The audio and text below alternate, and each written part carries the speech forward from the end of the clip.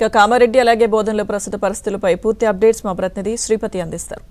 శ్రీపతి, ఈ మున్సిపాలిటీలో మేయర్ అలాగే మున్సిపల్ చైర్పర్సన్ల ఎన్నికపై గంట గంటకు పరిణామాలు మారిపోతున్నాయి. ఏదైతే నిన్న రాత్రి వరకు ఉన్న పరిణామాలు ఈరోజు ఉదయం సరికి మొత్తం మారిన పరిస్థితి కనిపిస్తుంది. ఇటు కామారెడ్డిలో ప్రధానంగా కాంగ్రెస్కు సంబంధించిన చైర్పర్సన్ అవుతారని అందరూ భావించారు. అయితే కాంగ్రెస్ నుంచి పూర్తిగా మెజారిటీ లేకపోవడంతో బీఆర్ఎస్ మద్దతు కోరాల్సి వచ్చింది. బీఆర్ఎస్ సభ్యులతో మాట్లాడిన సమయంలో వారు కాంగ్రెస్కు ఎట్టి పరిస్థితుల్లోనూ సపోర్ట్ చేయము, మద్దతు తెలుపమని వెల్లడించారు.